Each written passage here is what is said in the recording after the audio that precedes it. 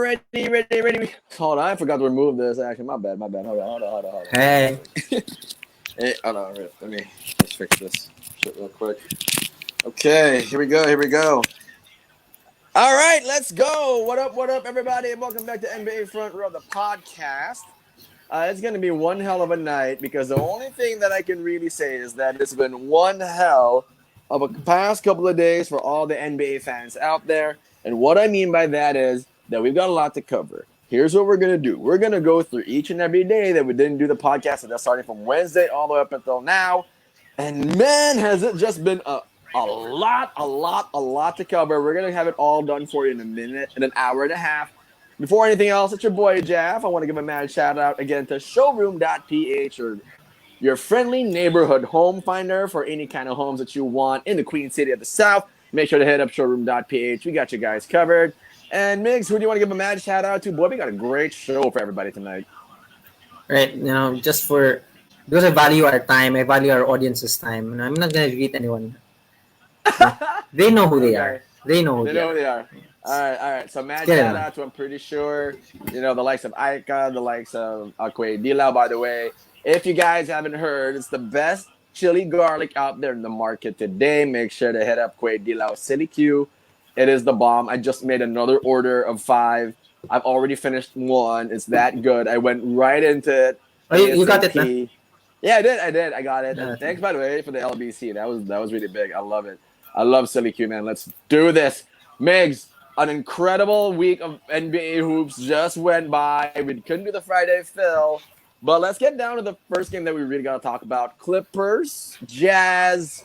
I thought that here's a couple of things I want to get out of the way to make sure people understand where I'm coming from. Number one, I never, ever want to hear any more playoff P slander. I do not want to hear, I don't want to see the memes. I don't want to see none of that. I understand where people are coming from. Paul George kind of did this on to himself. He said that he's playoff P. He also said that he will be the man on the Clippers alongside Kawhi Leonard. In the first couple of games in the first round against the Dallas Mavericks, we saw a lot more Kawhi Leonard than we did Paul George. But when Kawhi Leonard went down, we saw what we believe, or what we as NBA fans are loving right now. We are seeing Paul George live up to the potential, to the hype. We are seeing the Paul George that we expected from the get-go of these NBA playoffs. He is going off, and he did go off in the past couple of games against the Utah Jazz, games 5 through 6. But I want to shine the spotlight on one particular man. No pun intended, but Terrence Mann did the Utah Jazz dirty. Scored 39 points, went on an incredible fourth quarter tear. At one point in the game, he was 7 for 9 from three-point country. Terrence Mann is not known for being a sharpshooter, but in that game, he shot the Jazz down. The number 1 seed in the Western Conference goes bye-bye. We are now in the Western Conference Finals. It is all set. Jazz and Clippers, which we will talk about. That game transpired earlier today. Migs, the first question that I got to ask you is this. Because there was a meme that went out that circulated right after, like a couple of hours after, and I think it was Serge Ibaka who, I don't know if he created the meme or I don't know if he created the form, but it was basically a Paul George apology form. I agree. For one entire season, Paul George had to endure pandemic P. He had to endure being called overrated. And for me, as a very solid, diehard NBA fan, I thought a lot of this was so premature. But does Paul George finally, at this point, does he deserve the respect? Does he deserve the admiration? Has he earned all of the praise that he's been receiving the past couple of games, especially after Game 6? Oh yes, I know, definitely. I think it was in game. I'd like to say game 5. After game 4, diba? Like in between game 4 and 5, that we said when we heard that Kawhi got hurt. It's the same night that we found out Chris Paul was going to safety protocol. So um, we kind of thought now, oh, this is over for the Clippers, diba? Because Mm. you said it best yourself. The healthier team has always won. And then Yeah. yes, the Jazz have been hit with some nagging injuries. I mean, Donovan Mitchell's ankle has been uh, iffy at best. I mean, the last two games he was visibly uncomfortable with it. Mike Conley played Mm-hmm. only one game in this series, but to lose Kawhi Mm. Leonard, to lose Kawhi Mm. Leonard for possibly the rest of the playoffs, possibly. That was big. But I mean, Mm. he was arguably the second best player in this year's playoff, And second only to Kevin Durant. So we thought they were dead in the water. mm. Lo and behold, Mm. Paul George not only showed up, but he showed out. Like Right. he He balled. did. Like Mm. I think he single handedly saved the Clippers season because like Right. all game fives, all I mean, but it, it's it's a well known thing in basketball. All game fives are important, but It's a swing game. for but for them to come off knowing that their number one guy is out, Yeah. I mean, for some teams that would be so deflating. I mean, that look how it Mm. deflated the Lakers mid game, diba? Anthony So I Davis. mean, Yeah. yeah. So we kind of expected the Clippers to just die, diba? Because this Clippers team has not been known to be a mentally tough team. Resilient. Diba? But then, yeah, No. they haven't been known to be resilient. But I think, but even that has to change now because they were down zero Yeah. two to the Mavs, and they came back to They win were it. down also Yeah, against the and Jazz. in Yep. this series, and they came back to win it. So I mean, um, it's it's possibly them gelling at the best most Yeah. opportune moments. And then Paul George has always had this ability. It's been his consistency which has been the problem, diba? It's that it always Mm. seemed like he's called playoff P for a reason because in the playoffs he seems to disappear. But then you Mm. also have to look at the makeup of this team. Now, when you have two stars who play the same positions, they occupy basically the same spots on the floor, Yeah. and then no, one of them has to concede to the better player. So which is in this case, Paul George conceded to Kawhi Leonard a lot. No, Kawhi Leonard's game made Paul George a catch and shoot guy. Which no, Mm. I mean because but that's not PG's game. Diba? PG's game Yeah. is give it to me, let me ISO, let me create shots. Diba? I mean, and if it gets tough, I'm gonna make plays for other guys. And then so with Kawhi Mm. out, PG was given that opportunity, and it was basically two throwback games of like MVP candidate Paul George, which is great, Exactly. which is great for fans. Exactly. I thought that with the resurgence of Paul George in the playoffs, it kind of made me reminisce about those days where when he was in OKC, he was a very strong MVP candidate. Even during his time in Indiana, where he was on the up and up, and people were saying that Paul George might be the new guy to take over the East if LeBron James should leave or if LeBron James should stay. He would give LeBron James fits in the East. What we're seeing in the past couple of games is that, or sorry, referring to the Clippers and Jazz, was yeah, you're seeing Paul George. This is what he could always do. And I get mad sometimes. Not really mad. I get like pissed off at the people who always, again, they jump to the conclusion.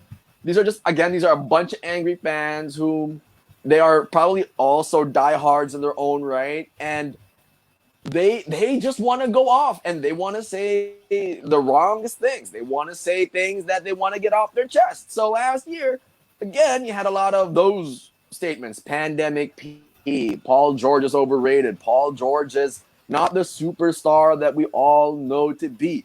And in the past couple of games against the Utah Jazz, the number one team in the NBA, they showed, or Paul George showed, to all the haters that he is worth the praise. He is worth the nickname or the moniker playoff P. He is worth every dime that the Clippers pay this man and whatever they gave up for him.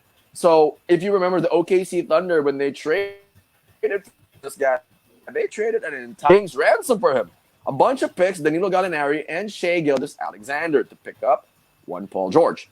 And again, as much credit as Paul George deserves for an outstanding performance, knocking out the Utah, because without Kawhi Leonard, we thought that this would be a done series. I am pretty sure that if we look back when Kawhi Leonard went out and you probably bet on the Utah Jazz, and then you would tell me that you were pretty confident, I'd say you're right. Because nobody probably pegged the Clippers to win. Nobody probably would have seen this coming, where you would have a great, unbelievable set of games from Paul George. Now, having given Paul George the credit he is due, we have to talk about Terrence Mann.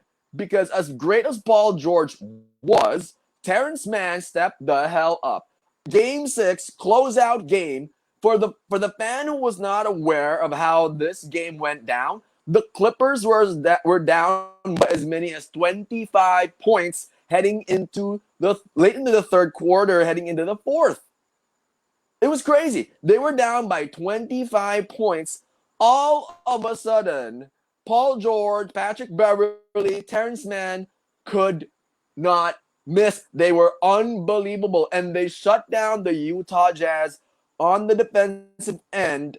And this is where, if you analyze the LA Clippers prior to this NBA season, we know this. They're a perimeter lockdown team. And the Utah Jazz are what? They're a three-point shooting team. So what happened when the unstoppable force met the immovable object? The immovable object in this case won in the form of the LA Clippers perimeter defense. Migs, how much credit should we give Terrence Mann for one hell of a performance to close out the Utah Jazz in Game 6? Because they were dead in the water. I turned off the game, literally, legit. I turned off the game. I didn't even know what was going on. I was just going through the rest of my day. And then I was like, okay, I'll check my phone real quick. I opened up Bleacher Report, like, what in the hell? Like, what? The Clippers are now leading. What the?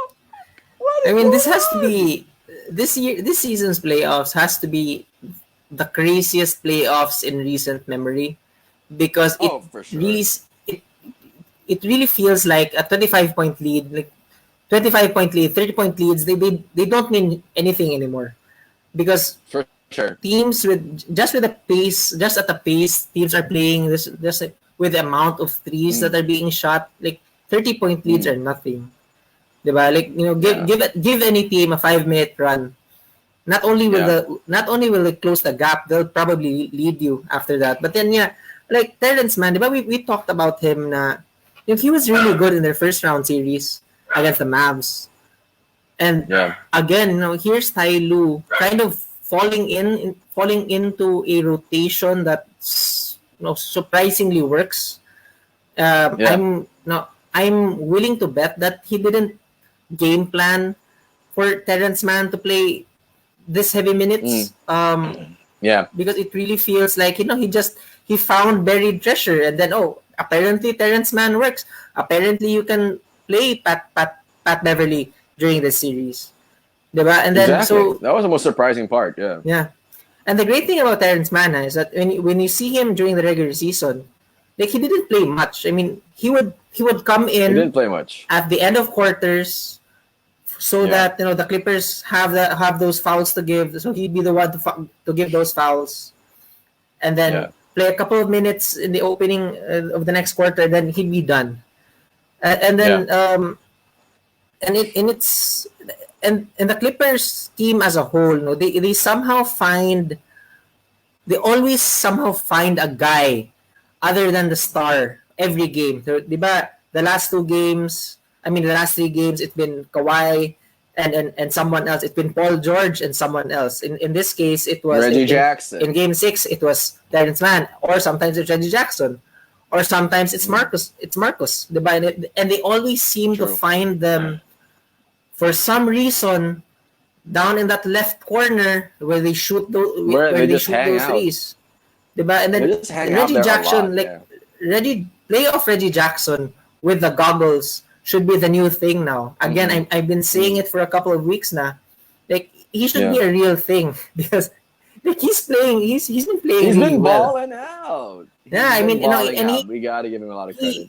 effectively took Rajon Rondo and Pat Bev out of Out the of the Mavs rotation. series. And then, yeah, Out of the Derek, I got the rotation. shirt. I got the shirt. I have not unpacked them yet.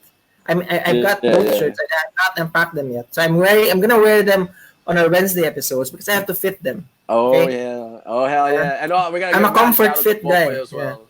Right, right, Yeah, right. boy. Okay. Come All back right. na, boy. Going back to what you were Please. saying. For Yeah, I mean, sure. the Yeah. Clippers always seem to find another guy, and then they somehow, like, even in their game earlier for the Western Conference, with Western Conference Finals, like they had 5 minutes of really good DeMarcus Cousins.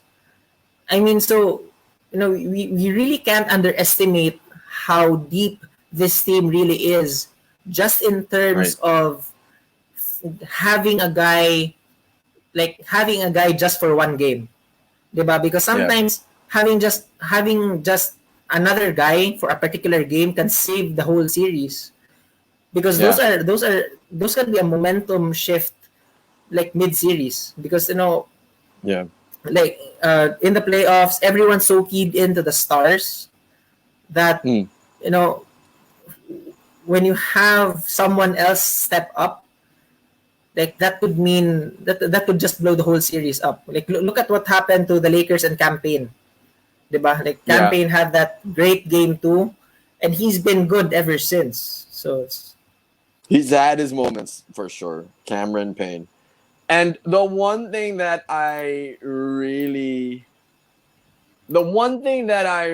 have to say about the Clippers is that again, they showed a lot of effort. They showed a lot of resiliency. We need to give Ty Lue a little bit more respect because on this show we talk about him not being that good a coach, but ultimately he did a couple of weird things over the course of the past couple of games that kind of made us question if he really knows what he's doing. Against the Jazz, I remember in game 4, he played that zone, which I thought really threw the Jazz off their rhythm. The key thing always with the zone, and even at the professional level, that makes it think once or twice is normally you'd be open, yeah, but then these guys do a hard closeout, and next thing you know, you're not open. And ultimately, you're not catching it in rhythm. You're not in the rhythm that you're normally accustomed to. You're not coming off of picks. You're not coming off of down screens. You're just basically standing there and you're trying to spot up because that's how you would, quote unquote, beat the zone. Now, again, he did another thing in Game 6 where he really went small ball. He went with Batum, and that really messed up the whole Jazz. The Jazz's lineup with Rudy Gobert. A lot of people were saying it was really trash. But again, hats off to the Clippers. They won this one against the Utah Jazz, which brings us to today. The Clippers and the Phoenix Suns squared off in the very first game of the Western Conference Finals. Phoenix escaped that one 114-120 off a very amazing night by Devin Booker. If you saw the highlights, he had an incredible night. This was a game sans Chris Paul. Chris Paul wasn't there. He was out due to COVID protocols. Chris Paul was found positive for COVID-19. This was a game to me where I thought the Phoenix Suns didn't really win it too much. They didn't win it. They survived. I thought they survived. I was expecting the Suns to blow them out of the water. This is a Phoenix Suns team that's only sans Chris Paul. This is a Clipper team that's arguably out without. This is a Clippers team again is just out with a lot of players. No Serge Ibaka, no Kawhi Leonard, and those two are to me really vital cogs for them. Their lineup looks Reggie Jackson, Paul George, Terrence Mann, Nico Batum, and Markieff Morris. It's a very small lineup that's out there, but yet somehow they only lost by 6 points. At some point in the game, they were actually leading by a lot. So did the Clippers sent a very resounding message wherein the Suns might not have enough? Because if there's one thing we know about the Clippers, they make great comebacks. Again, against the Mavs, they were down 2-0. Against the Jazz, they were also down in that series, and then they made a comeback. They're down 1-0 now, but again, the Suns did not look to me like they really won this game. They survived more than they won.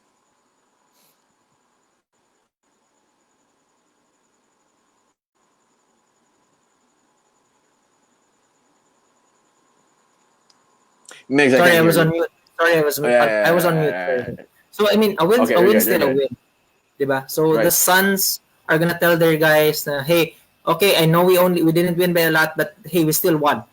Yeah. True. And then you also have to consider the fact that the Suns did sweep the Nuggets, so they had probably 5 days off, almost a week Right. off. So there could be some rust there, and they are missing Chris Paul. I mean, and I True. said it earlier, campaign has been balling this playoffs, Right. but hey, you can't replace a Chris Paul. Just as you can't replace a Right. Kawhi Leonard for the Clippers, you can't replace Chris Paul's value for the Suns. And then, Mm. no, like a very early series prediction, and I still believe in the Suns a lot more because Chris Paul does have a chance to come back early in this playoffs. They're probably gonna see if he's ready for game 2.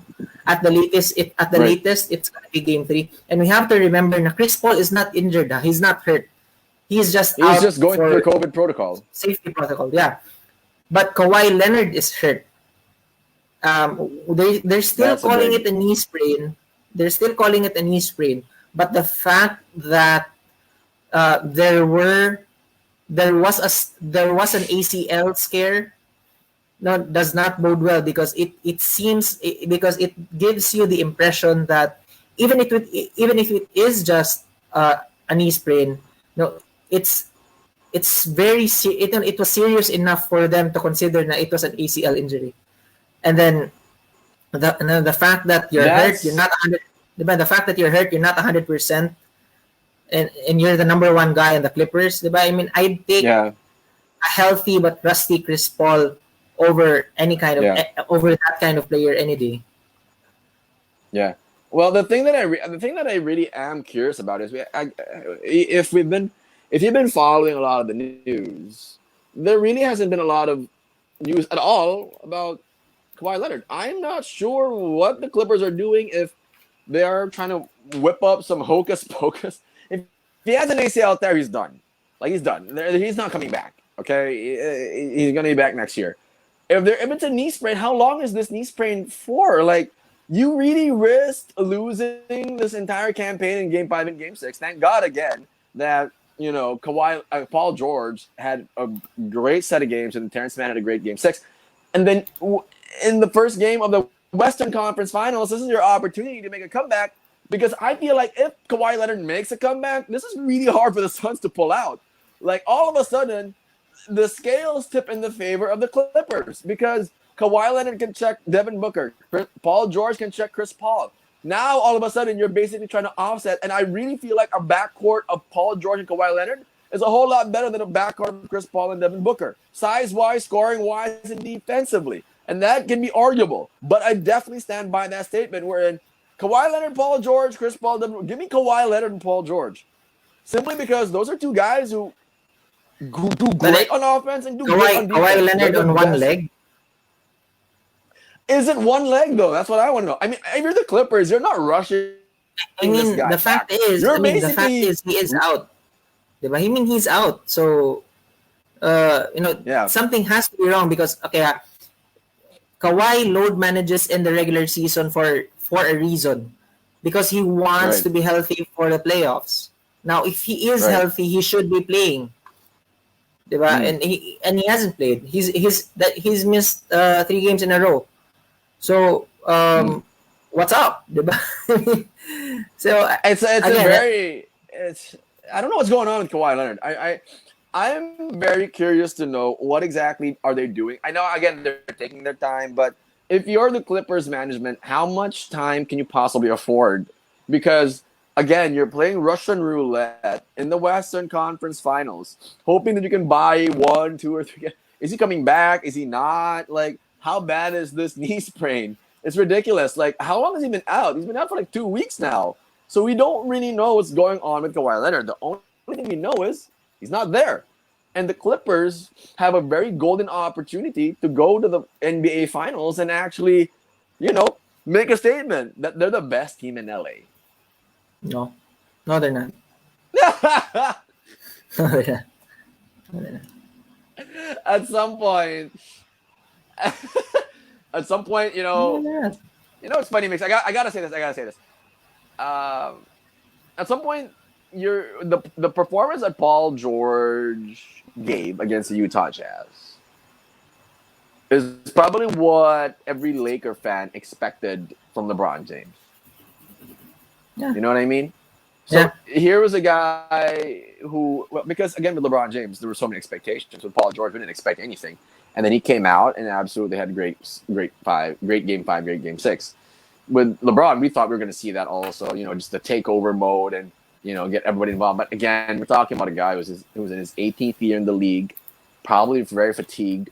He's old, and we're looking at the twilight of his career already, but it's still an amazing twilight. Like, this guy's still going for 27, 5-5, and prior to his injury by Solomon Hill, he was a number 1 MVP candidate because the Lakers were the Solomon number Hill 2 name seed. drop right there.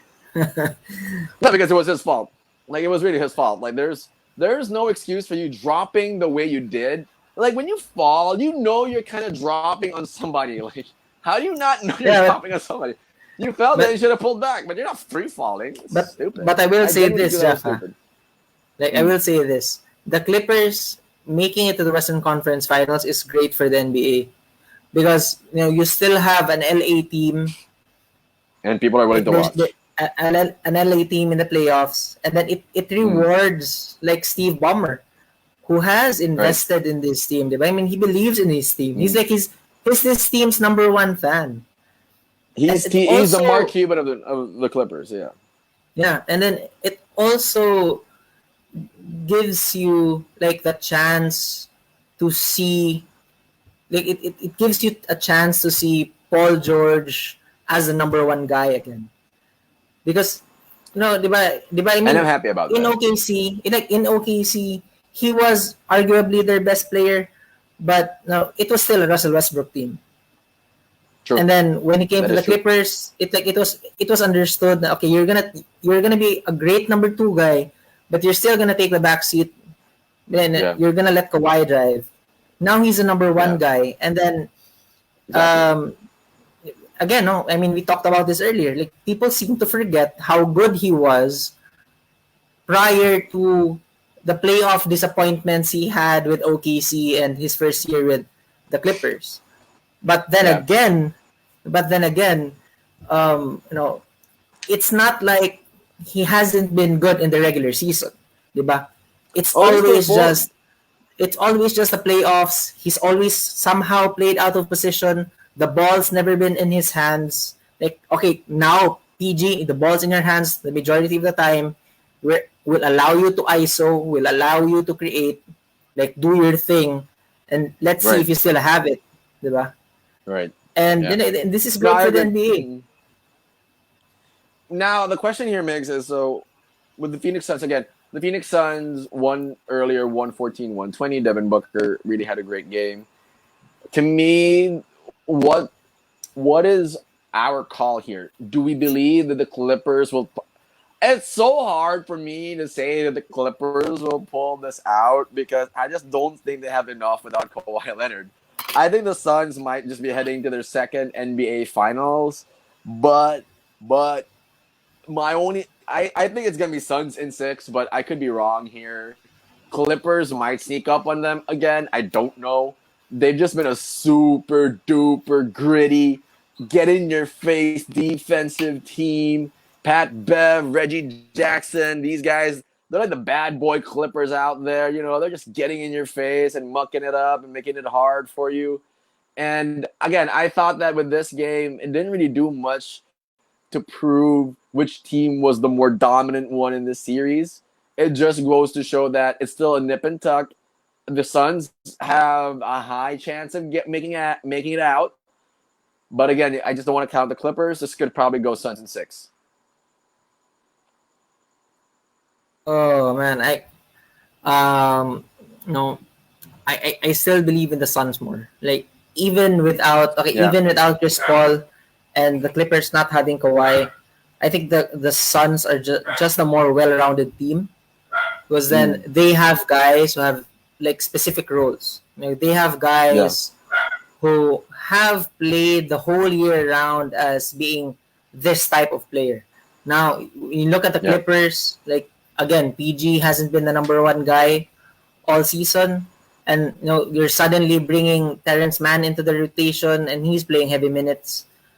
I mean, Mm. he don't get me wrong. I mean, he has he's had big games. He's had great games in the first round and the second round, but then ultimately, he's not used to that. Diba? I mean, this is a very Mm. young player, and we're putting a lot of our we're depending a lot on a young, untested player. Then you have Reggie Jackson. He's been hot, but then you have to play the averages here.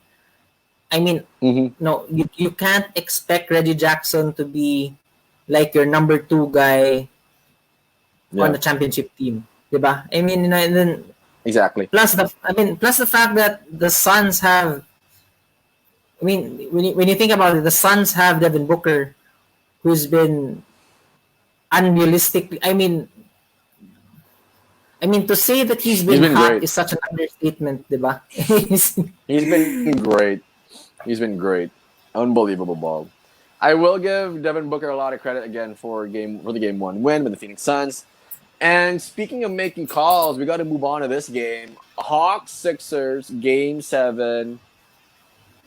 In as much as I would want to give Trey Young, and by the way, I would need an apology from you because about a month ago or about a couple of Oh months yeah, yeah, ago yeah. on this show, you said that Trey Young was not all that. He can't lead a team. And then Luka Doncic versus Trey Young. Luka Doncic was above and beyond Trey. And now I got to lay claim here. Now I got to give Trey Young his moment in the sun. Trey Young, because there's nobody else on this team, huh? Let it be very clear. Him and Luka Doncic are on the same footing. Except Luka Doncic had the advantage of having Kristaps Porzingis, whom in everybody's mind they're thinking might be a good star complementary to Luka Doncic. The problem with these Hawks is that apart from Trey Young, there's really nobody else. And if you're telling me there is, you're out of your mind. It's just the lineup was like this: Trey Young, Boyan Bogdanovic. They're even missing DeAndre Hunter. They don't have Cam Reddish. Okay, so they go Trey Young, Boyan Bogdanovic, Clint John Capella, Collins, John Collins, and I can't even remember. I think it might be Okongu. I'm not Gallo. sure who's their 3. Gallo, Danilo Gallinari, but Gallinari even switches every now and then to the 5 and the 4. And throughout this incredible run with the Atlanta Hawks, we thought they were going to be bounced out in the first round by the physical New York Knicks. We thought they were going to be bounced out by the top seeded Philadelphia 76ers. But lo and behold, game 5, they had one hell of a comeback. They were down 25 points. I thought they were also dead in the water. Somehow Lou Williams comes into the game in the third and the fourth quarter. An incredible run again by the Atlanta Hawks. Game 6, the Sixers stormed back. Game 7, what we saw was just, to me, it was more of the Sixers breaking down more than the Hawks winning it. And I give all the credit to this Game 7 victory to Kevin Huerter. There was a very viral video that went off online where a guy who probably lost a big bet, I don't know, he was so livid. He goes off and then keeps saying, "Who the hell is Kevin Huerter? Who the hell is Kevin Huerter?" Kevin Huerter is the guy who owned you guys in Game 7. Legit. This guy absolutely killed you guys in Game 7. I don't know what to tell you. And because Trey Young was 2 for 15 or 2 for 17 heading into late middle fourth quarter. And after that, he got off like maybe 3. He went 3 for 5, I think, or 4 for 6. Helped the Hawks close out that game. Migs, they're going up against the Bucks. We'll talk about their victory in a bit. How big is this for Atlanta? How big is their chance? How big are their chances right now to make the NBA Finals? Ooh, man. I mean, no, we have to talk about that game 7 though. To be fair, I never said Trae Young couldn't lead a team. I'm just saying that if you want me to choose between a 6'8" guy who has all these skills and a 6'1" guy who's still very exceptional, I'm still going with the 6'8" guy. Now I have to be clear here. Like Trae Young has been the more successful player from a team standpoint this very early in their careers because he does have the better team. Just imagine what Luka could do with that team, diba? But then I still think Luka. You know what? Wait a sec. He has the better team. Trey, no, he No, doesn't. Trae Young has the no, Jeff. I mean, no, he doesn't. Trae Young has a better team, No, Jeff. he I mean, doesn't. Look No, at he how doesn't. they constructed the team around Trey Young. No, Look he at what doesn't. they Hold did on. to Luka. Kristaps. Diba? No, no, They no, no. So you're telling me Luka Doncic, Kristaps Porzingis, whom everybody was saying was going to be the complementary star to Luka Doncic, and this is a fact. We know this going in. Kristaps Porzingis, he has Tim Hardaway Jr., he has Maxi Kleber. Granted, that guy's not that great. Dorian Finney-Smith, Tim Hardaway Jr. again, Luka Doncic, and then you got guys like Jalen Brunson, Boban Marjanovic. I got Maxi Kleber. I gotta say that again. But if I think about it, Migs, Trey Young does not have the same assets as Luka Doncic. no man, he That's a has fact. no. Kristaps Porzingis is an all-star. Was he not? He was, but look, you look at the Come on, Hawks. man. Jeff, look at the Who on the Hawks. who on the Hawks is an all-star? Trey Young's not even an all-star. I get it. He didn't make the All Star team this year, but as a Come whole, on. they have the better No. team, Jeff. Like that What I team want to say to that, no, it's not, Migs. It's not. no, Jeff. I Compared to the mean, Mavs, you no, it's just not. look at how they built the team around Trey Young. They have the shooters. They have the pick and roll guys. Look at what Luka has, diba? Kristaps Porzingis, That was who a has, I mean, great team. to be fair to Kristaps, he was okay in the regular season, but Right. then, like, your third best guy is a very streaky Tim Hardaway, and then there's you have a 6 foot point guard who comes off the bench, and then like, who else do they have? I mean, Dorian Finney-Smith was Who really do the good. Hawks have? I mean, Dorian Finney-Smith was really good last year. Huh? Okay. I mean, he actually. I mean, if Dorian Finney-Smith, like, very short story on him, one of the developmental, like, success stories in the NBA because of how he went from being a 0 and D player to like a legit 3 and D player now. Yeah, but still, I mean, you look at Trey Young's lineup, and then you have John Collins, who was borderline All-Star last year, diba? You have Clint Capella, who was one of the better centers that we have. Certainly one of the best in pick and roll. Stat stuffer, fantasy beast. And then you have Bogdanovic and Gallo as your secondary scorers. I mean, just the construction of that team is conducive for a player like Trey Young because they play spread out. They allow Trey Young all that. They give Trey Young all that space to create, to shred defenses. And I've been saying it since the first round na, oh, Trey Young's playing against a very elite defense. Let's see what he can do. And he's made elite defenses look very, very average. I mean, he's about to get a good taste of great defense. Yeah.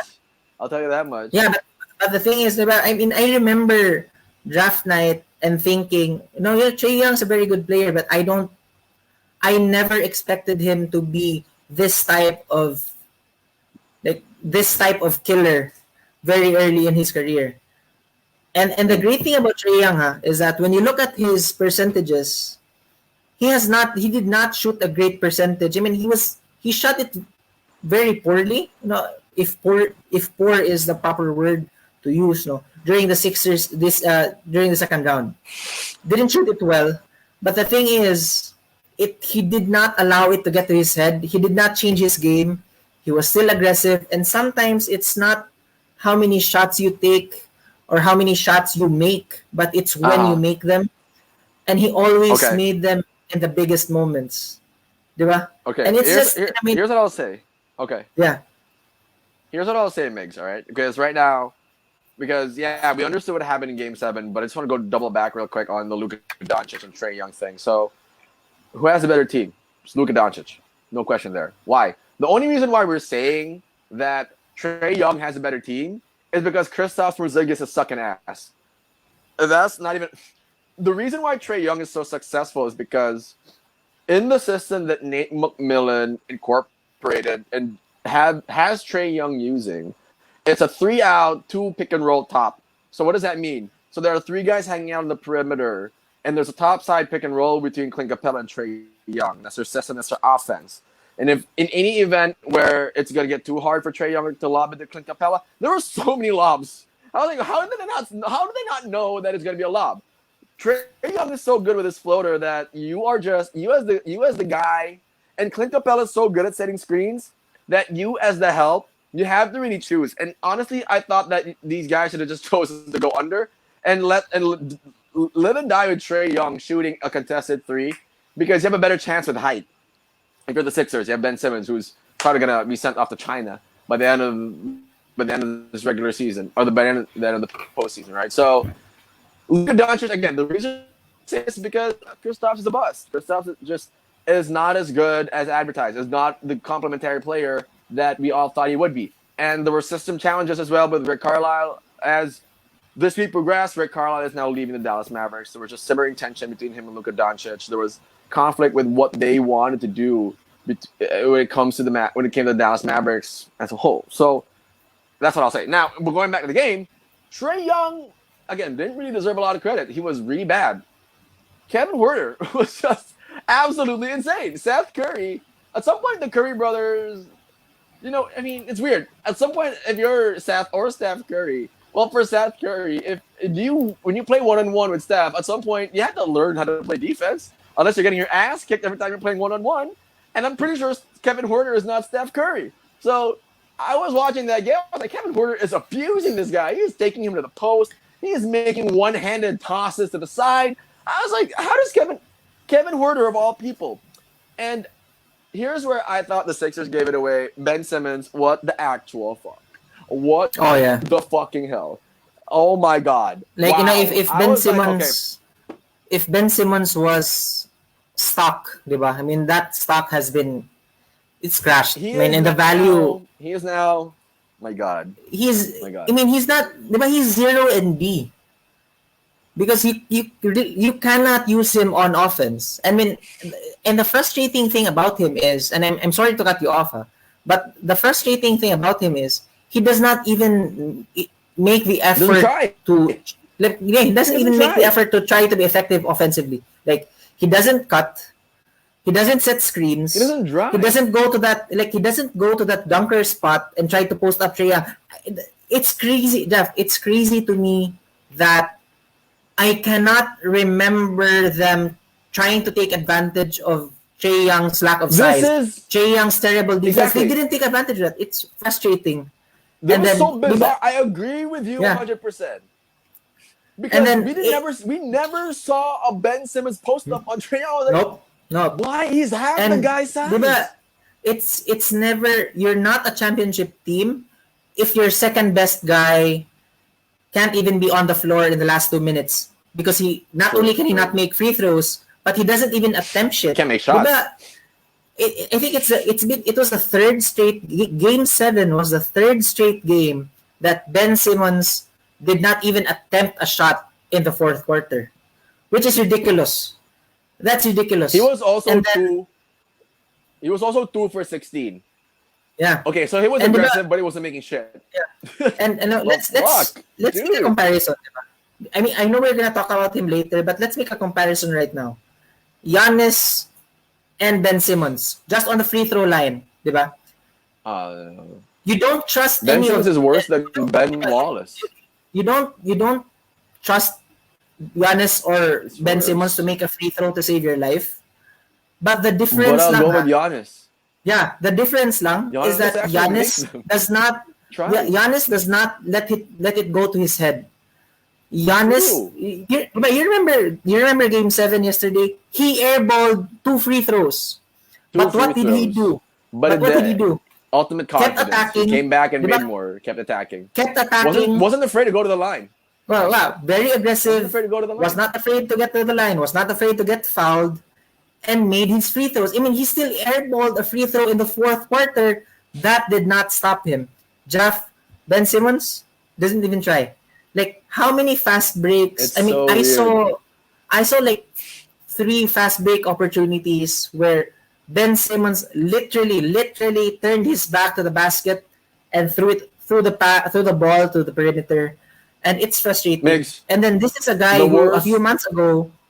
Yeah, this is a guy who a few months ago was supposed to be the centerpiece of that James Harden trade. He was the centerpiece of the James Harden trade, and then man, I mean, you at least have to try. But no one's expecting you to shoot 40% from three. Diba? And I know that's not True. your game, but if you're open, you do have to shoot it. You do have to try. True. And Giannis then tries I don't though. know, man. Okay, It's that's a good. Okay, all frustrating. right. So let me say this. There's a very very evident clear tone right now in the Sixers locker room because both Glenn Doc Rivers and Joel Embiid were interviewed after the game and they were asked a couple of questions. One for Doc Rivers, it was is Ben Simmons a point guard of the future for the Sixers? And Oh yeah, the statement was he doesn't know.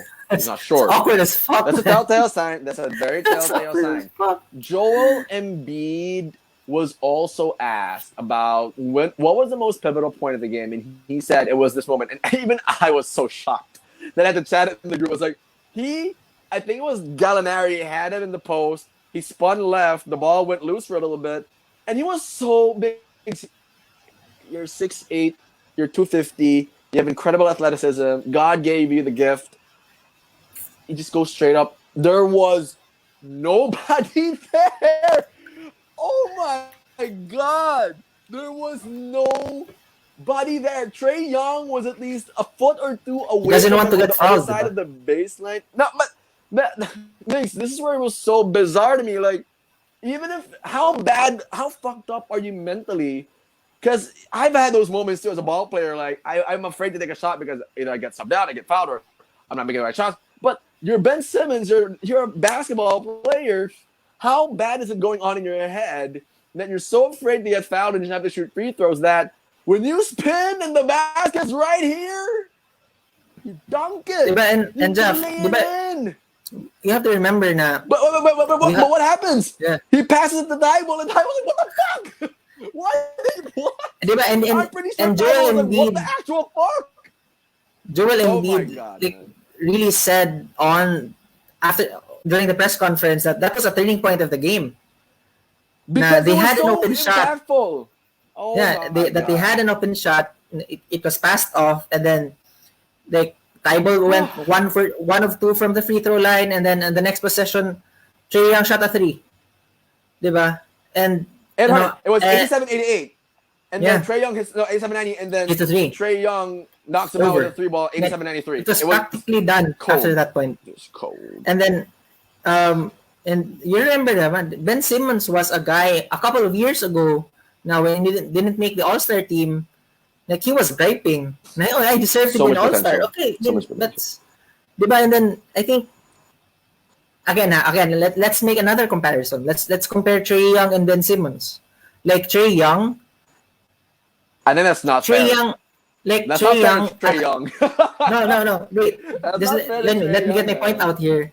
Like Okay, Trey all Young. right, go ahead. Trey Young has probably been, from a very young age, he's been told na, oh, you're not gonna make it. You're never gonna be great. Like, Right. okay, you're doing well in Overrated. college, but that's never gonna be never gonna translate in the NBA. So Right. I think that type of atmosphere that Trey Young, that type of reaction that Trey Young elicits from people not believing in him, made him a mentally tougher player than Ben Simmons. Because here's Ben Simmons, who's probably been told, "Na oh, you're gonna be so great, you're gonna be so good. You know, You're you just the have next to do LeBron this. James. Yeah, I think you was just the have to do. phrase. All you have to do is drive and defend, and you can post up to, and then probably that prevented him from having that desire to develop his game because he has not Yeah. grown his game ever since he stepped on the floor. And I have to say this, and I've been saying this for a couple of years now, na even as a point guard, Ben Simmons is not that exceptional. Like his IQ, his basketball IQ has been, average, and then his passing, his decision making, It's okay. no, It's not wow. I mean, it's not great. Okay. It's not great. Wow. Like he makes, he commits a lot of turnovers. I mean, I think the great thing about him is, like, he's an athletic stud. Athletically, you can't find a lot of players like Ben Simmons. But then again, if you're a defender and you can't play the other end, you're a non-factor on offense. Then, like, what what are they paying you for, diba? So then you're You overpaid, know, Migs, at the diba? end of the day, I do want Ben Simmons to come back from this because this was really like this is horrible. The Sixers probably can't even trade him for anybody because no one's gonna want this. And I Yeah, say that in the sense that okay, I'll give an even more apt comparison: Ben Simmons and Rajon Rondo, because the way teams treat them defensively is kind of the same. We're gonna zone off you, we're gonna let you shoot, and then we're gonna live and die with you, killing us from the 3 point line or on the perimeter. So what's the idea for both of these guys? The biggest difference is Ben Simmons doesn't do shit. Rajon Rondo yeah, actually, and it was actually there was like a sports science episode on this where it was actually worse to back off of Rondo yes, because yes. now he That's what can I was see about to the say. entire floor, Yeah, which was worse. Like if you're Ben Simmons, okay, here's something that again I'm not an expert. I'm just a really big basketball fan. I'm not an expert. I'm not the greatest player in the world. I'm not also like a super varsity guy, whatever. But I mean, if you have the ball, you got to do something with it. Because if you're being looked at by your teammates, you're being looked at by people, they're relying on you to do something. You're the $1 million guy. You're making the big checks. You have the ball at the top of the key. You have all that space. The least you can do is probably think of a way to get something done. Because so they ran different sets for Seth Curry. They ran different sets for Toby in this game. They ran different sets for Embiid to try and get open. But I looking at Ben Simmons, it was like you don't even know what you want to do. Not only do you not know what you want to do, yeah, you don't know where you want to be. You don't want to be in the post. You don't want to be anything. So, but if I'm Ben Simmons, like think like Giannis here, get Embiid out and operate. Because what Giannis yeah. will do, you give him all that space. It's worse. I genuinely believe that it's worse if you give Giannis space because that gives him. Because it builds up so Me and much Derek steam, talked diba? about it. Yeah, that's what Derek and I talked about. Like the Nets should, and the Nets, I think Steve Nash figured this out towards the end, but they should have done this from the beginning. Stop giving Giannis that much space because he'll charge. He'll go at you, Yeah, and he doesn't care if he's going to get the offensive foul called on him or not. What I noticed with Giannis is that he's going to keep going at you. He's not going to stop. He's going to boom, and it doesn't matter the impact. He's going to keep going. So what happened was the late overtime, they ended up having to post up Giannis more. And I thought that was very key because it kind of broke his rhythm a little bit because what does Giannis want to yeah. do? He wants to charge down the lane. And he has a terrific long sidestep. Ben Simmons learned how to sidestep. I swear, if you Stop doing have it. that, you'll be, yeah, I mean, you'll at least you'll be as half as effective as Giannis at least. Give yourself a sidestep. Give yourself moves where if somebody's waiting in the paint, run them over. Yeah, Do something that helps your team. You standing there, you're not even a decoy. That's the worst part. You're yeah. not I even a mean, decoy because they're not going to defend you. You're not doing anything. yeah. It's And so then back to sad. your It's so sad. back to your Rondo point, ba? Like Rondo, when you give him space, he uses that space, diba? Like again, you said it yourself. He uses that space to see 2 plays ahead. He uses that See the whole space, floor. like he uses that space to make those drives. Na like those drives. Na okay, he's even if he's not going for a shot, the fact that he already saw where the guys are coming from, like he can just drop it off. And another thing about Rondo, was that even during his early Boston days where he couldn't shoot, when he was open, he still took the shot. Diba? That's the He'd thing still take the also. shot. But Diba? next, also with Because, Rajon Rondo, what was also key yeah, for him was he would actually attack too. He yeah, played with great, terrific IQ. Like if he catches the defense napping, if everything's like super spread out, and he sees a lane, he's gonna attack it. Ben Simmons sees a lane, he's like holding onto the ball. What do I do with it? Like, come on, dude. What yeah, I the mean, fuck and is then, going on? and okay, just to compound things, like, again, he doesn't do anything else. Like he's, like, the weird thing about Ben Simmons is, like, he can't shoot, can't shoot free throws, so he won't drive to the basket because he doesn't want to get fouled. But then he wants the ball. Like he's a player That's so dumb. who's only effective when he has the ball. Like take the ball away from Ben Simmons, he doesn't cut, doesn't set a lot of screens, and we have to go back to our like Gobert versus Simmons argument for DPOY, and then like I have to like I still love Ben Simmons as a defender, but then I see the reason now why Rudy Gobert should be named Defensive Player of the Year, because Rudy Gobert has his limitations offensively, but he makes himself effective, diba? Because he has a lot. I mean, he gives a lot of screen assists.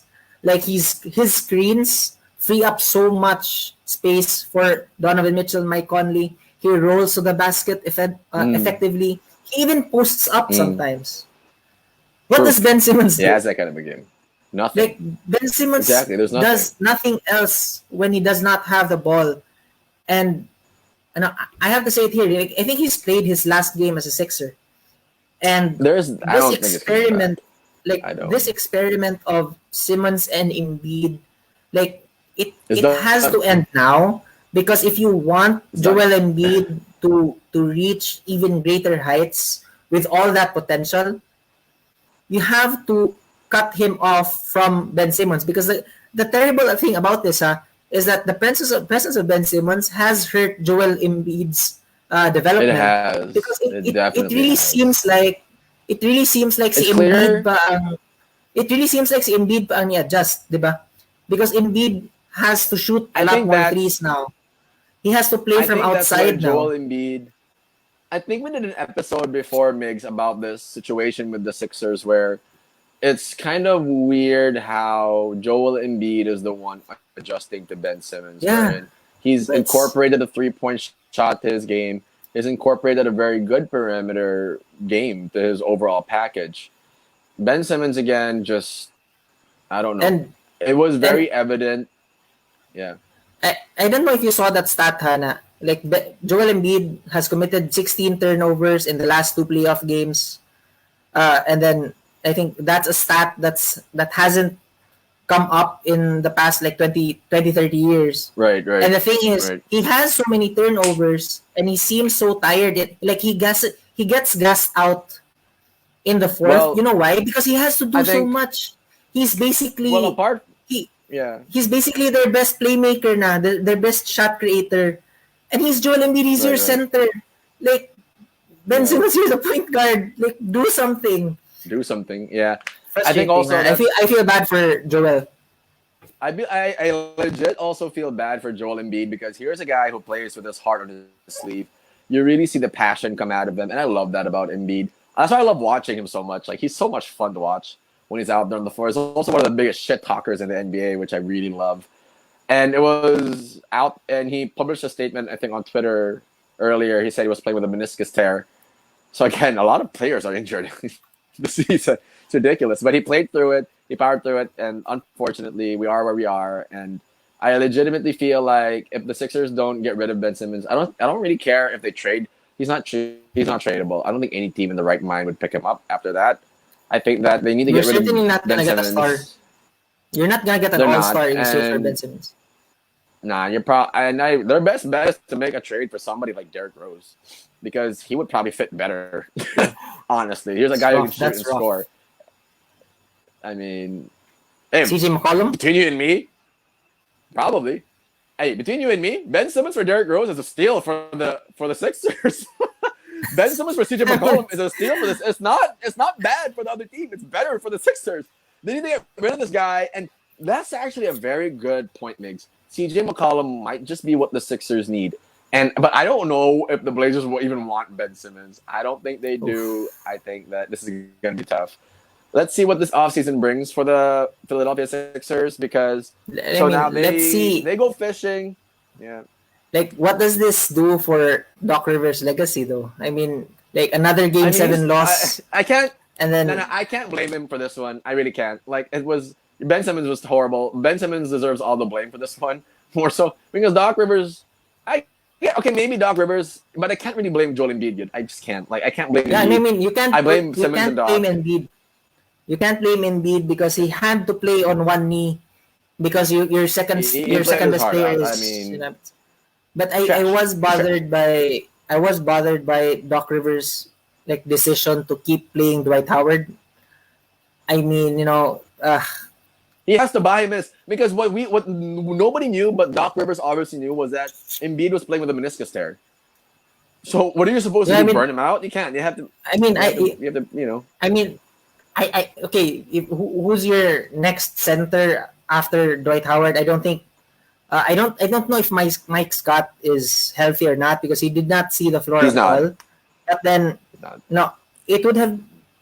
Man, I mean, he could have tried going like quote unquote small on the Hawks with Ben Simmons as your center and Toby as your four. I mean that.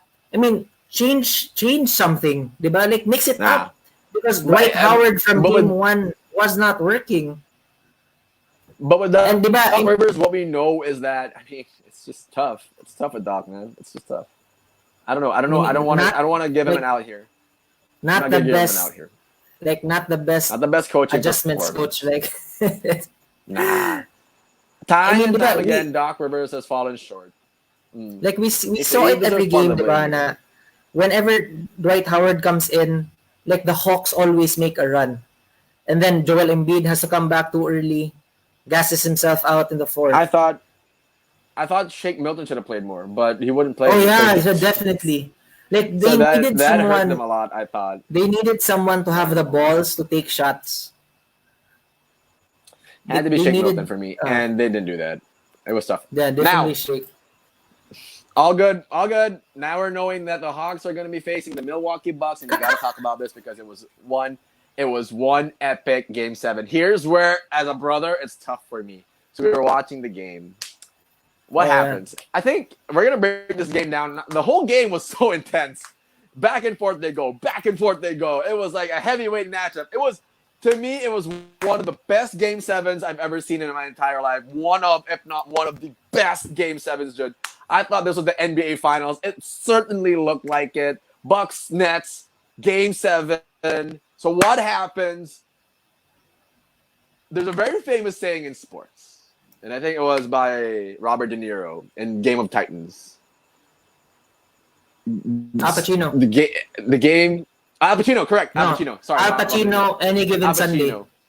Any given Sunday. Oh yeah, correct. I'm wrong. I'm wrong. Any given Sunday, Al Pacino. He says, "Football is a game of inches." Inches. This is where basketball applies because things. I was like, so I was sitting down. All right, to give people an idea, I was sitting down on the floor. Our TV is like up on the wall. 109, 107. Steve Nash runs this out of bounds play where KD is on the weak side, far off weak side. I can't remember who's inbounding it, but the ball goes to KD. I can't remember if it was PJ Tucker or Drew Holiday guarding him. It was probably PJ Tucker, right? KD makes one move, he spins, he turns. It was one of the most difficult shots I've ever seen. And I thought it was like the client. He makes it.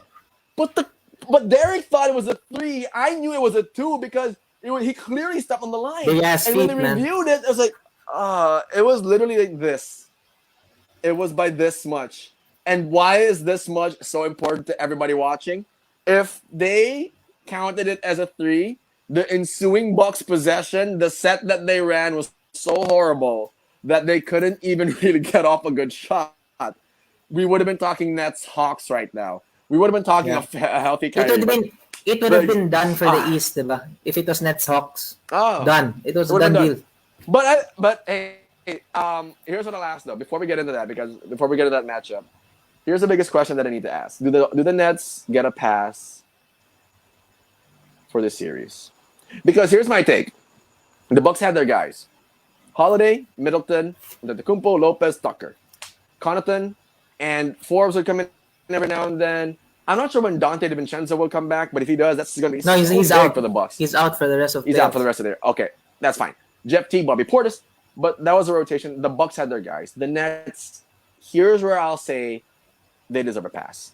James Harden was playing on one leg, grade 2 hamstring strain. Kevin Durant, as great as he is, he did enough. He did as much as he possibly could. 49 points. You're doing all you can. You're unstoppable as hell out there on the floor. Blake Griffin also played a good game. But again, the Bucks just... And this is where I got to go back to what I said. I personally said at the beginning of the year. The best pickup for any team at the beginning of the year was the Bucks picking up Drew Holiday. Why? Because in the fourth quarter late and then heading into overtime, he gets 2 or 3 big buckets, and who guards them on the last? Like, you know what? Who guards You know Kevin what, Durant on the Jack? last play? Oh, Drew. It's Drew Holiday. Drew. Oh, Made him shoot I an air love this ball. guy. Drew Made him Holiday. air ball. If you watch that game, I asked Derek this. What's becoming more apparent? James Harden's injury or the fact that he cannot blow by Drew Holiday at all? He was not getting past Drew Holiday, man. Like I saw James Harden was running into Drew Holiday a lot. And Drew Holiday, ladies and gentlemen, to all the coaches out there who are watching Milwaukee Bucks basketball, please put on a tape recording, download the YouTube video. Drew Holiday is a masterclass on playing one-on-one defense. You know I'm what, so Jack? scared for Trae Young. I'm scared for Trae I- Young. This guy is an unbelievable defender. I was watching Game 7 and like I was thinking now of fight. Oh shit! I mean the Bucks definitely dropped the ball. They could not execute. Like I was so ready to message you and ask, like, hey Jeff, are you gonna reconsider saying that Drew Holiday was a best pick up? Because diba, before hitting those big shots, He was really bad. He was really yeah, bad. he was really bad. Horrible. Couldn't make He was anything. horrible. Couldn't make anything. Could not make anything. But I said, And then- wait. I Yeah. told Derek this. This is what I told Derek midway of the game. I said, may gani kay bawa na siya mo depensa. Because James Oh, was down yes. before, but he was not getting Oh, yeah, anything man. done against Like Drew he Holiday. made up for it. Case He made up for it, could definitely. not- as bad as he was playing the whole game, offensively on that side of the ball, he was making up for it defensively because James Harden could not get diddly squat against Drew Holiday. He was not getting by him. And again, I will give James an out. I'll give the Nets an out here simply because you don't have Kyrie Irving, which is a big reason for why everybody was expecting Harden on one championship or leg. bust. Harden on one leg. Again, big expectation as to why you were championship or bust, or why you were classified, or you were being deemed to go championship or bust. So I'm giving you guys an out here. Nets fans, you can take a sigh of relief. This was Kevin Durant trying his absolute darndest to lift on his very slim, reaping shoulders you to the NBA Finals. Just Kevin Durant. James Harden, again, he's playing on one leg. It's a great And the only reason they lost was because Kevin Durant ran out of steam. That's it. True. He was just I will so say, that's it tired also. that he was just so tired of doing everything. Na he ran I out mean, of if steam. you're He ran Kevin out Durant, of put good minutes. energy. Yeah. I would love to argue this with anybody who think that the Nets don't deserve an out. Me, dude, come on. If you play basketball, you know that a grade 2 hamstring strain is not easy. That is not a good You don't injury come to back for that have to force in the middle of yourself. the series. Yeah. Oh. But James Harden's stomach, he didn't even make an excuse. He didn't make an excuse, which I'm really proud of James Harden for. Like, he didn't make an excuse. He said, we lost it. Yeah, we lost it, and we should have been better, so on and so forth, etc. He did not make an excuse, and I thought that was very brave of him to say, because he could have gone out and said, well, we're injured, so we don't, But Kevin Durant, I'm not the biggest Kevin Durant hater in the world, because this dipshit, this snake of a human being, this cupcake, when he left OKC and moved to the Warriors. But too much. You know how, me as a fan, like, okay, I'm not really convinced still that he deserves a lot of respect the way I would give respect to guys like James and, Doncic and Trae Young and right now. But I do give him a lot of credit because it was a heroic effort. It was the stuff that made you admire LeBron James when he was in 2018 and 2017. Like, full on one man carry. Just lift it up to the skies, man. He was hitting shots where I kept saying, I was like, damn, this is money shots. You give him this shot, it's going in. I don't care who you are. Like, he's going to make it. It was on Drew Holiday. It was on PJ Tucker. And he dropped 49. But again, it's a game of inches. And that big toe on that line, I wouldn't say it cost them. I'm just saying it's an unfortunate circumstance. Because it was just really, like, right there. It was like, this close, Migs. This close. I mean, like this. Jack, I don't know if you understand. That's like that much, huh? Look at that. I mean, to answer your question, like, definitely the Nets deserve a pass. They deserve because a pass. like even if you had KD, you have to remember that this is a KD who was out for a whole season, who was playing in his first playoffs after like tearing his Achilles, and he's still balled out. Diba? And this was a KD who had to do everything, and he still got you to Game 7. True. And it still took an I agree with that. overtime to beat him. True. I'm gonna say this. I'm gonna say this. Like the Bucks are lucky, man. The Bucks got lucky. I'm telling you that. They got. That's they got I so mean, lucky. You the know why? oh, You know just why? The just luck. offense was Yeah. so bad, Jeff. Like the offense was terrible. The execution was terrible. I mean, you remember that play where Brook Lopez, like no one, like Oh, it was such a they long messed time that out. play up. Yeah, it was such They a long messed time that play out, up. and then no one could fucking tell Brook Lopez, like, hey Brook, we actually have only 2 seconds on the shot clock. He didn't even try to shoot it, diba? And then No, he didn't when know. He didn't know what was going yeah on. He didn't know what was going yeah, on. and then when that turnover happened, diba? That was the play right before Kevin Durant hit that big shot. Like even as Yeah, Kevin Durant exactly. like released it, I was saying, "Masud good ni, it's going in." And Oh, it we were looked on the good. It couch. looked good. I was like, Yeah, wow, we Jesus. were on the couch watching the game, and I stood up when he shot it. Not when he made it. When he shot it, I stood up and said, "Sudney." I, that was my nickname, Sudney. It's like this. And then like no, Cash, cash money. The Bucks got lucky. Na the Bucks got lucky that he did step on the line. Um, Yeah, but I mean the foul calls during this game were horrendous though. I mean the refs let go of a lot. they did a Huh? they did a very bad job in this game. I thought that Yeah. I saw a lot of comments on Twitter and on Facebook saying Yeah, I that mean it was just a bad bad officiated game. It was lot of really bad bad. calls. Terrible calls, A terrible lot of calls. terrible And calls. then Terrible calls. Okay. the Bucks got lucky in that interesting stat for the Mm. Nets. The Bucks got lucky that no one from the Nets bench even attempted a shot like the whole game. You look at the stats; it's all 0-0-0-0. Jeff Green didn't attempt a shot. Shamit didn't attempt a shot. Uncle Jeff who saved them. Yeah, Yeah. 0 for 0. They were really And relying on they were really relying on and Kevin Durant in this game. if Take us there's home. ever a word, if there's one word to describe this season's playoffs, no, probably the best word to describe it is unpredictable. The second best word to describe this season's playoffs is exposure. Exposed. Because teams are getting exposed. The Bucks, they got exposed, Jeff. Their limitations offensively got exposed. I mean, di ba we were praising Giannis earlier na saying na okay, he's not a good free throw shooter but doesn't stop him from being aggressive. And he was great, huh? I mean, for all the flaws that Giannis has, like no, you can't give him the ball in the last 2 minutes. For all those flaws, he still gets you 30 and 10 like every night. And then, kudos to him for keeping up the aggressiveness. But the thing is, like, that's why Chris Middleton and Drew Holiday are on this team, diba? Because in the last 2 minutes, when someone has to create a shot, they're supposed to be the guys to do that. And then it just felt like they were so bad. It just felt like they were this 48 plus 5 for the 53 minutes of this game, they were bad for 50 of them. Diba? And then they just I somehow hit mean, shots. I don't know if it was the Nets defense finally giving out, but they no. This is such a grind out game. Na it was a because it was a super game grind out game, 7. Migs. Like Yeah, every because it was such possession was a grind out game. Like yeah, it was ugly, but it was done. and It was ugly, but and somehow it got done.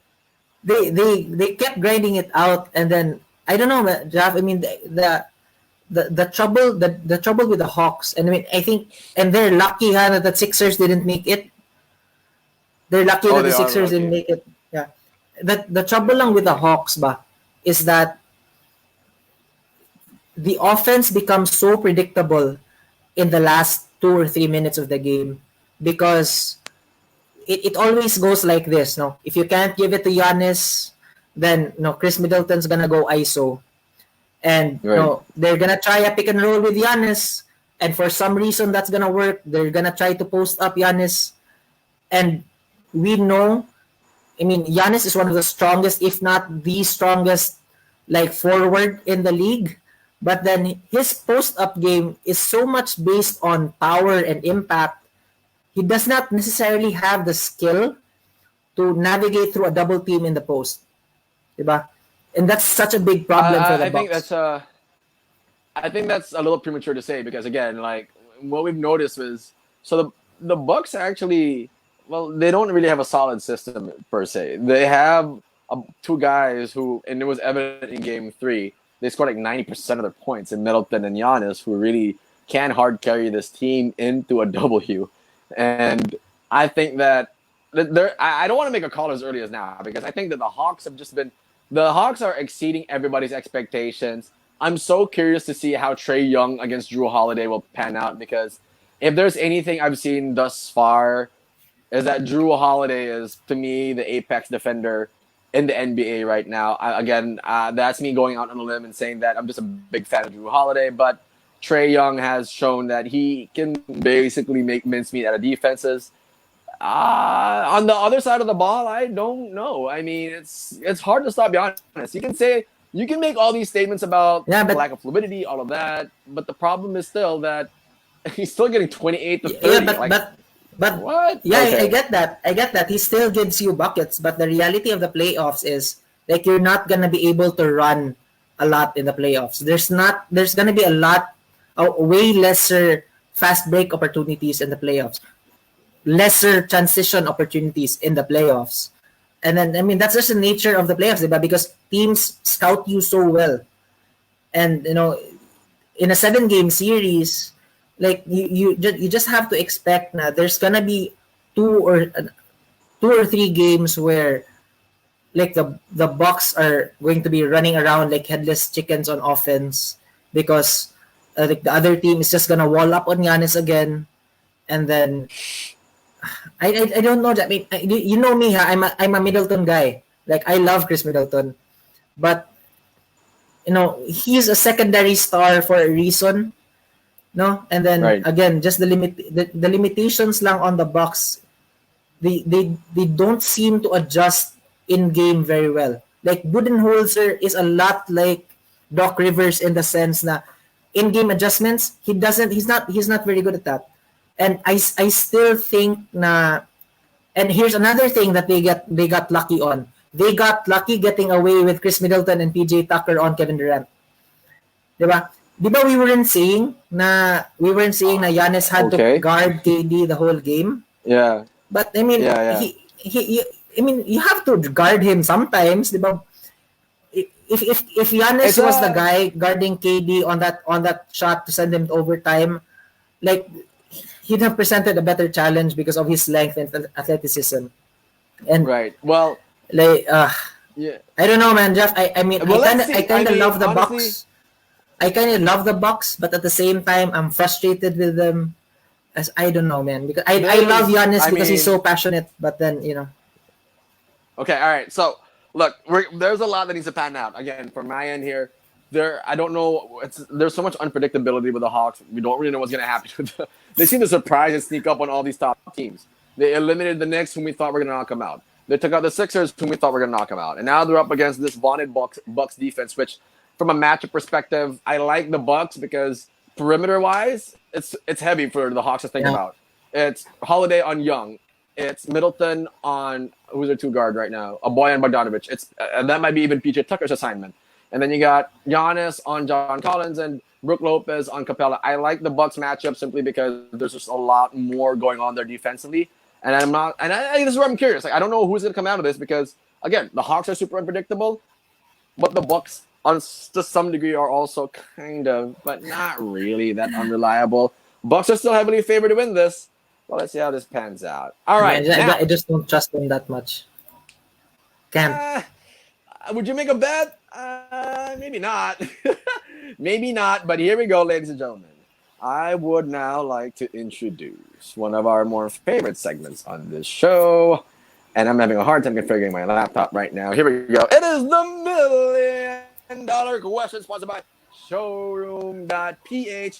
Again, for all your home needs, if you're looking for a home in the Queen City of the South, showroom.ph is your go-to, your friendly neighborhood home finder, quality homes, quality prices. Here we go. $1 million question, because we're hovering about an hour and 19 here. Let's try to make this quick. Game 7, Nets and Bucks was super duper epic. One of the craziest Game 7s we've ever seen. This kind of makes me wonder, apart from this particular game, which of the Game 7s that we've witnessed in the past can be up to par or even exceed this game? Ooh. I'm going first. Okay.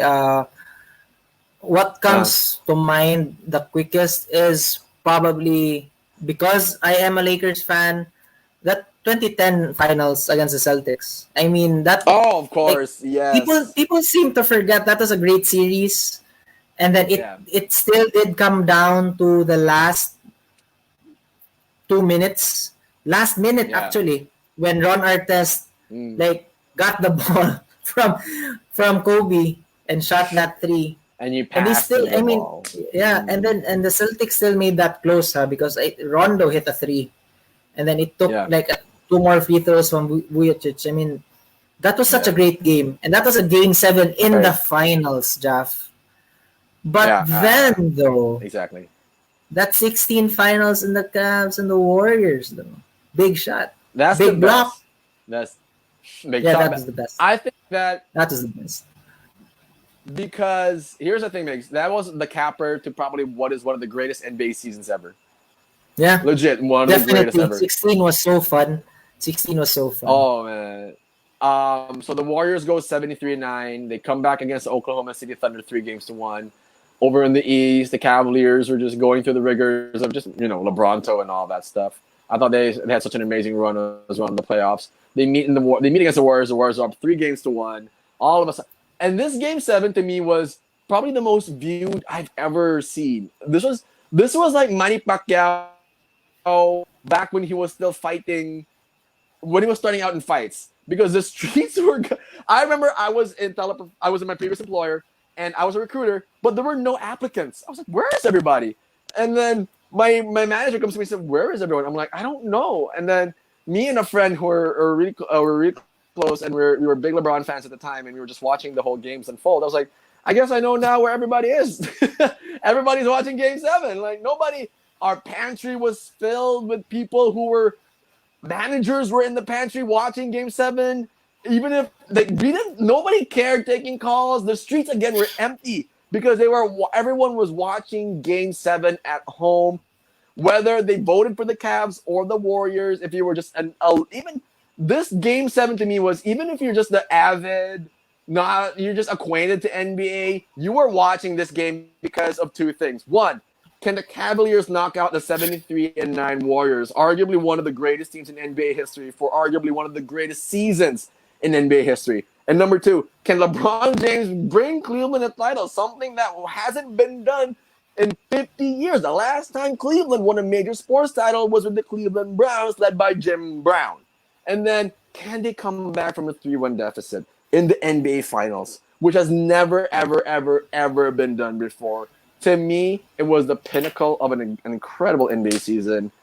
And of course, the Lakers Celtics is up there as well. I mean, I wasn't much for watching that game, but I remember when Ron Artest hit that three and Paul Pierce, because I don't really like Paul Pierce. Paul Pierce to me is like one of the most annoying Oh man, superstars in the he's NBA. such an ass, and he's even a bigger ass now He's that he's not in he's the NBA, retired. diba? It's so annoying. It's so annoying. All right, He keeps milking that Celtics ring though. him Garnett. I'll say this one. Him and Kevin Garnett are the most annoying champions I've ever seen in my life. They'll keep milking that '08 ring as if they won 5. They only Glenn won 1. Davis Get off your keeps high milking that horse. ring. You won 1. Relax. Like, what the fuck? Kobe beat your ass. It's so annoying. They won 1, and that was the only time Doc Rivers came back down from a deficit. Or when he had the lead in the series, he actually took it home. So, I mean, ever since then, it's been bad luck for him. Anyway, that about wraps it up here for NBA Front Row, the podcast. Man, that was a good one. Intense show. Again, we were covering so many bases from a Wednesday show that didn't happen. It's your boy Jeff. It's your boy Migs. Before we go, Migs, anybody you want to give a mad shout out to? Anybody you want to say hi, hello to? Oh yeah, yeah. Belated Happy Father's Day to all the For sure. dads Not to Mm-hmm. your dad. No, happy Father's Day to your dad. To your dad as You know, well. Mm-hmm. yeah, I mean, you know, and it's great to see in the NBA all these dads, diba, supporting their NBA Your player kids. sons, diba, their kids, Yeah, diba. I mean, we saw it for earlier sure. after Game 7 when Trey Young, you know, gave his dad like his jersey. So His it's jersey. great. It's Yeah. great. Now, like I think dads are so much more than just like no dads The are so workhorse in the much more family. than just like the world of the family. Of course, no moms do moms do like a great job too. But for dads, but I know I hope all of you made yesterday your dad's day. Like you know, give Uh him a huh. day, guys. Like clean the car for him. I hope like, polish his shoes, cook him a steak, Right, right. di ba? Ah, Because they put up with a lot of shit, just do guys. men things. Just do They, men things, right? yeah, they put up with a lot of our shit, di ba, Jeff? For Especially kita, sure. di ba? Because we're all boys. We all have like siblings na Ah, it's like a you have headache. three brothers. You have I three mean, brothers. it's Like a headache that for is me as the not oldest easy. brother. Yeah, for Yeah, I mean, sure. you know, I it's agree 100%. they put up with a lot of our shit. So happy Father's Day to all our dads. Pa, happy Father's Day, Ed. I love you. Amen. God All bless right. here, man. All right. For my end as well, happy Father's belated happy Father's Day to everybody. My dad, we call each other twinner because we kind of look alike, but I'm the more handsome version. Of course, I love my dad so much. I know he's watching the show. He watches the show every now and then. He actually brags about it to our relatives. So my dad is one of the coolest, one of the most supportive people out there. Dad, I love you. Happy Father's Day again, belated. Had a good time Sunday.